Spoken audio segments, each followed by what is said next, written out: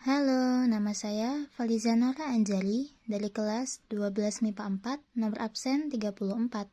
Halo, perkenalkan nama saya Kurnia Amrina Rosyada, nomor absen 24.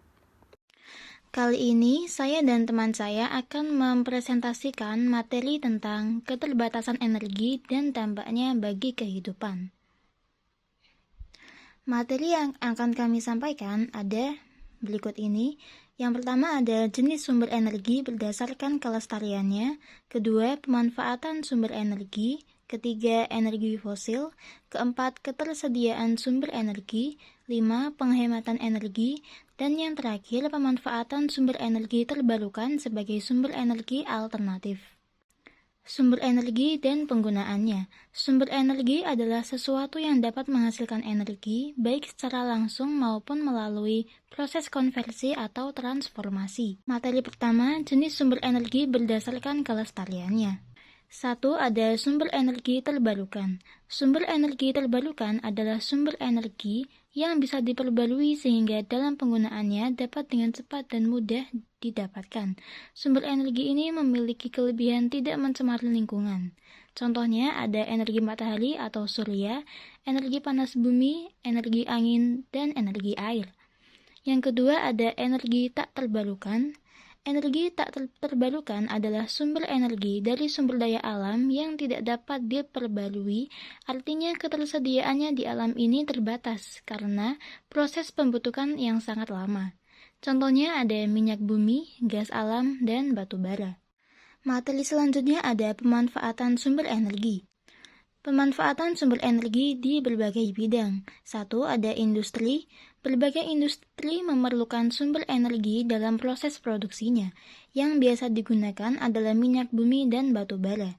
Kedua, ada rumah tangga. Skala rumah tangga memerlukan bahan bakar dalam kegiatan sehari-hari. Contohnya, energi listrik dan gas untuk memasak. Lalu ada transportasi. Bahan bakar untuk kendaraan di Indonesia masih didominasi oleh bahan bakar minyak atau BBM. Yang terakhir ada di bidang komersial, sektor perhotelan, rumah sakit, ataupun rumah makan, diantaranya listrik, LPG, BBM, dan gas bumi. Lalu ada energi fosil. Bahan bakar fosil terbentuk jutaan tahun yang lalu ketika tanaman, hewan, dan makhluk lainnya mati dan terkubur di bawah bumi. Jenis energi fosil ada sebagai berikut. Minyak bumi. Minyak bumi merupakan cairan kental berwarna coklat gelap dan kehijauan yang mudah terbakar. Beberapa jenis bahan bakar minyak adalah minyak tanah rumah tangga, minyak tanah industri, pertamak, solar, transportasi, minyak bakar, dan Pertamina DEX. Lalu ada batu bara. Batu bara adalah batuan yang dapat dibakar karena terbentuk dari endapan organik sisa tumbuhan yang kemudian dibentuk dengan proses pembatu baraan. Bisa digunakan sebagai bahan bakar untuk pembangkit listrik tenaga uap. Lalu ada gas alam. Gas alam adalah metana, kadang-kadang dikenal sebagai gas rawa. Gas alam mempunyai bau yang kuat yang membuatnya mudah untuk mencium atau tercium jika ada kebocoran. Kelemahannya adalah sangat mudah terbakar. Lalu yang keempat ada materi ketersediaan sumber energi. Pemanfaatan energi tak terbarukan yang hingga saat ini masih mendominasi penggunaan energi di Indonesia membuat masalah yang sangat serius dalam hal ketersediaan cadangan sumber energi tak terbarukan itu sendiri. Beberapa tahun mendatang, penggunaan energi yang berlebihan akan menyebabkan terjadinya masalah krisis energi. Untuk mengatasi krisis energi ini, maka dibutuhkan solusi yaitu dengan meningkatkan pemanfaatan sumber energi terbarukan di Indonesia. Sumber energi terbarukan di Indonesia saat ini sangat melimpah. Ketersediaan sumber energi terbarukan sangat besar di alam ini. Selain itu, pemanfaatan sumber energi terbarukan juga mengurangi dampak pencemaran lingkungan. Selanjutnya, solusi terhadap keterbatasan energi. Krisis energi dan berbagai pencemaran yang berdampak sangat negatif bagi lingkungan dan kehidupan manusia mengharuskan kita mencari solusi untuk mengatasi permasalahan tersebut. Energi adalah sesuatu yang dapat menghasilkan energi, baik secara langsung maupun melalui proses konversi atau transformasi. Materi yang kelima yaitu penghematan energi. Cara menghemat energi. Yang pertama, menggunakan lampu hemat energi, misalnya lampu neon. Yang kedua, mengefisienkan pemakaian energi di tempat umum. Yang ketiga, mematikan TV, keran air, komputer, atau lampu yang tidak digunakan. Yang keempat, pemerintah menyediakan fasilitas kendaraan umum massal secara efektif dan efisien. Yang kelima, mengeringkan pakaian di bawah sinar matahari. Yang keenam, menyosialisasikan kegiatan-kegiatan yang bersifat menghemat energi. Selanjutnya, materi yang keenam yaitu pemanfaatan sumber energi terbarukan sebagai sumber energi alternatif. Yang pertama yaitu biomasa. Biomasa yaitu bahan organik yang dihasilkan melalui proses fotosintesis. Contoh biomasa diantaranya tanaman, limbah pertanian, ubi, tinja, dan kotoran hewan. Kelebihannya yaitu dapat diperbarui sehingga dapat menyediakan sumber energi secara berkesinambungan. Yang kedua yaitu biofuel. Biofuel atau bahan bakar hayati adalah sumber energi terbarukan yang berupa bahan bakar baik padat, cair, dan gas yang dihasilkan dari bahan organik. Sumber biofuel adalah tanaman yang memiliki kandungan gula tinggi atau seperti tebu dan sorghum, dan tanaman yang memiliki kandungan minyak nabati tinggi seperti jarak, ganggang, dan kelapa sawit. Kendala utama dari pemakaian energi bio ini yaitu ongkos produksi yang relatif mahal. Selanjutnya yang ketiga yaitu panas bumi. Energi panas bumi atau geothermal adalah sumber energi terbarukan berupa energi termal atau panas yang dihasilkan dan disimpan di dalam bumi. Energi panas bumi dianggap cukup ekonomis, berlimpah, berkelanjutan, dan ramah lingkungan. Namun, pemanfaatannya masih terkendala pada teknologi eksploitasi yang hanya dapat menjangkau di sekitar lempeng tektonik saja. Selanjutnya yang keempat, tenaga air.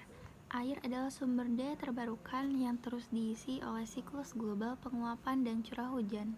Energi air yang mengalir dapat digunakan untuk menghasilkan energi listrik. Sumber energi ini diperoleh dengan cara memanfaatkan energi potensial dan energi kinetik yang dimiliki air. Selanjutnya yang kelima, tenaga angin. Angin adalah udara yang bergerak akibat adanya perbedaan tekanan udara. Energi angin telah digunakan selama berabad-abad untuk kapal layar, kincir air, dan menggiling gandum. Pemanfaatan dari energi angin menjadi listrik di Indonesia telah dilakukan seperti pada pembangkit listrik tenaga Bayu atau PLT Bayu Samas di Bantul, Yogyakarta. Selanjutnya yang keenam, tenaga nuklir. Proses reaksi nuklir yang terkendali dapat menjadi sumber energi alternatif yang berpotensi sangat besar. Proses reaksi nuklir ini dikenal sebagai reaksi fisi yang menghasilkan panas untuk menguapkan air yang dapat digunakan menggerakkan generator untuk menghasilkan listrik. Selanjutnya yang ketujuh, tenaga surya. Energi surya dapat digunakan untuk pemanasan rumah, pencahayaan dan pendinginan, pembangkit listrik, pemanas air, dan berbagai proses industri lainnya. Energi matahari merupakan energi terbarukan yang berasal dari radiasi sinar dan panas yang dipancarkan oleh matahari. Lalu yang kedelapan, gelombang laut. Energi gelombang laut adalah energi yang dihasilkan oleh pergerakan gelombang laut menuju daratan dan sebaliknya. Pemanfaatan energi gelombang laut memerlukan teknologi yang mahal dibandingkan dengan sumber energi terbarukan lainnya. Yang kesembilan, pasang surut air laut. Energi pasang surut air laut adalah energi terbarukan yang dihasilkan oleh pergerakan air laut akibat perbedaan pasang surut. Terdapat dua jenis sumber energi pasang surut air laut, yaitu perbedaan tinggi rendah air laut saat pasang surut dan arus pasang surut terutama pada selat-selat yang kecil. Selanjutnya yang ke-10, hidrogen. Hidrogen memiliki potensi luar biasa sebagai sumber bahan bakar dan energi. Pemanfaatan hidrogen masih terkendala pada teknologi yang dibutuhkan untuk mewujudkan potensi ini masih dalam tahap awal. Hidrogen adalah elemen paling umum di bumi. Air 2/3-nya adalah hidrogen, tetapi hidrogen di alam selalu ditemukan dalam kombinasi dengan unsur lain. Selanjutnya yang ke-11, energi panas laut. Pemanfaatan sumber energi ini disebut dengan konversi energi panas laut atau Ocean Thermal Energy Conversion. Kelebihan OTEC yaitu tidak menghasilkan gas rumah kaca, tidak membutuhkan bahan bakar, biaya operasi rendah, produksi listrik stabil, menghasilkan air pendingin, produksi air minum, ekstraksi mineral, dan produksi hidrogen secara elektrolisis. Kelemahan OTC seperti belum adanya analis mengenai dampaknya terhadap lingkungan, efisiensi total masih rendah, dan biaya pembangunannya sangat mahal. Sekian materi yang bisa kami sampaikan. Mohon maaf apabila ada salah kata dan kekurangan. Kami ucapkan terima kasih.